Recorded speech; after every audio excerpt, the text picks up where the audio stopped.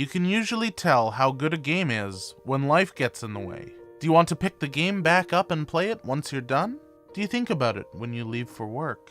Do you talk about it with your friends or your family? Does the game resonate with you in a deep and personal way? Are you in knee-high snow and realize that besides a little bit of electricity, you're literally living the game you play? That game, of course, is The Long Dark.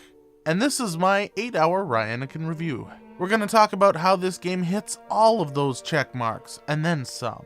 I'll also cover a couple smaller gripes I had with the game, but I'm going to start here by saying that this is not a game that has too many places to pick at. Now, The Long Dark and I go back a little ways, and while I didn't play the game myself until just a few days ago, I met with and had a couple of conversations with the creator and director of the game, and writer, Raphael von Lyrop, and I probably butchered the pronunciation of his name, I am sorry, but he gave me a few insights on this game and exclusive word-of-mouth tidbits. For example, The Long Dark takes place on Great Bear Island.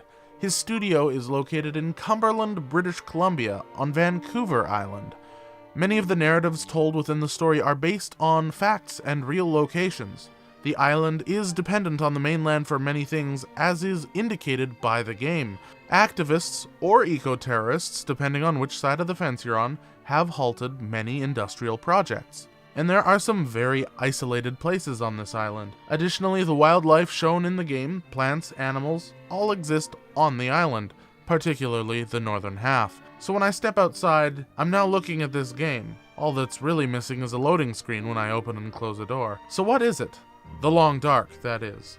It's a survival game that balances story and resource management, and depending on your difficulty or mode, there could be a complete placement of importance on survival. You scavenge abandoned homes looking for resources until those too are depleted, and then it is up to your skills alone to survive. In my 8 hours of reviewing this game, I was able to play through part 1 of the story mode, and about 2 hours of part 2. My views of the game are reflective of those modes and not from any of the survival exclusive modes. With that being said, let's get to the gritty. While I normally play games on the hardest mode, I remember recalling Raphael, the game's creator, talking about the brutality of said mode, and so like any wise man, I took the middle road, the road as intended.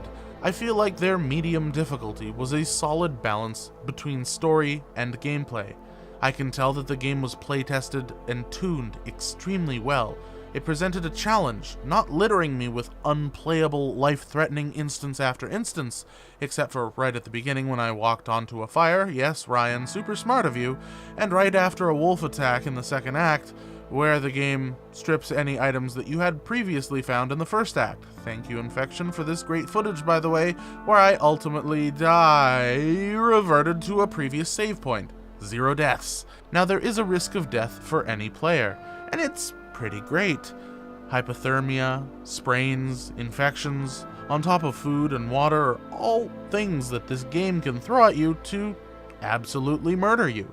Knowing that around the corner you could wind up face to face with a hungry wolf, or better yet, a bear, or better yet, an active blizzard, is thrilling.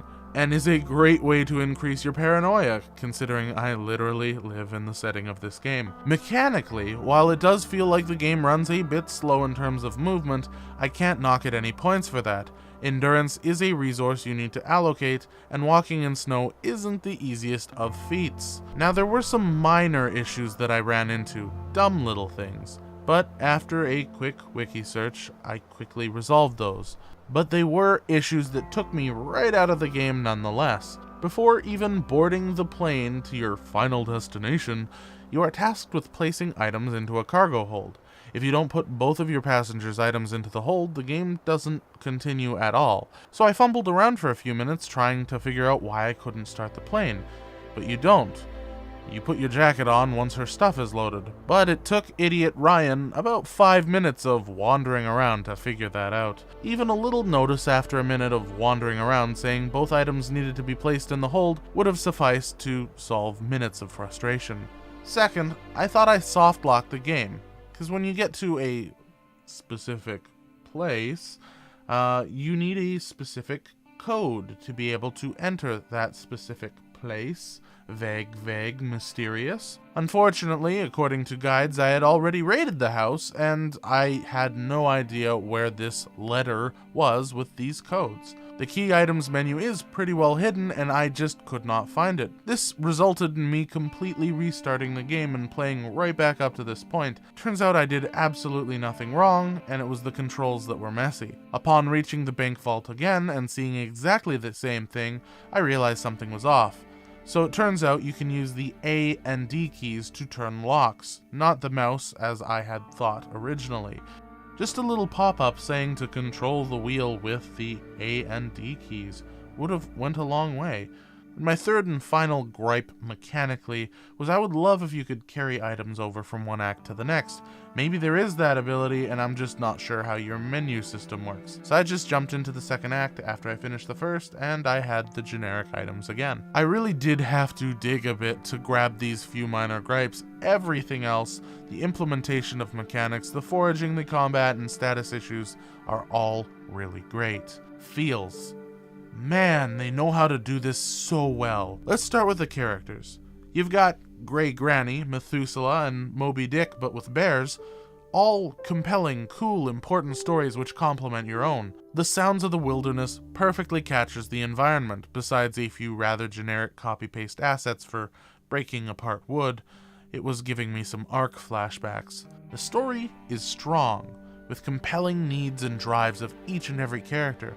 However, some of the built-in limitations of the first chapter caught me a bit disappointing. Every NPC you interact with is immobile. You'd think, with you scrambling for survival, that the other characters wouldn't just sit in a chair or huddle around a fire and do literally nothing. I understand Moby Dick here, who got train wrecked by a super bear, but this guy, he could be scrounging for food. Or she could be repairing clothing, or stirring her pot of immortal soup. You can leave a can of beans by a fire and they're inedible after an hour, so I have no idea what that soup is made out of. Fire-retardant Twinkies? Okay, Grandma Greyface, what sorcery keeps your eternal soup in an edible condition? 'Cause I'd really like to know. Before we get to fun, I'd just like to pause here for a second and thank Joe is Hardcore for helping me out via the join button below and being the first channel member, and for being there for the last few years. If you want your name featured on the wall of brave supporters like Joe is Hardcore, you can click the button below and join me on my ever-learning journey. Okay, fun. Raiding homes, shooting wolves, fighting for survival, all really cool, fun mechanics. Exploring the world is awesome. Almost falling to your death? Still awesome. Walking? Less awesome. In order to save on realism, and I realize this is necessary, snow is a definite limiter of endurance, yada yada, but walking places as it is just dull. Yes, you've got to watch out for wildlife, but if it's a clear sunny day and you're on top of a hill, you're going to be walking in one direction for several minutes until you find a new hill. Even if, I don't know, the protagonist whistled or hummed or something just to break up a little bit of the monotony, which is just moving, would go a long way. Kind of like the instruments or drinking in Sea of Thieves, except, you know, less side effects. Overall, The Long Dark is a solid experience. Between the high quality sound and mechanics, it makes for a good game. Nothing much else to say here. It's good. The game has very few flaws for what it makes of itself, and I highly recommend this game if you enjoy a single-player survival environment as much as I do. You bet I'll be finishing the campaign as soon as I have a bit of free time. Thank you so much for watching this video. Make sure to subscribe, like, and if you want to support me personally in my endeavors to make this a full-time experience, click that join button. And as always, I will see you in the next video. Bye-bye!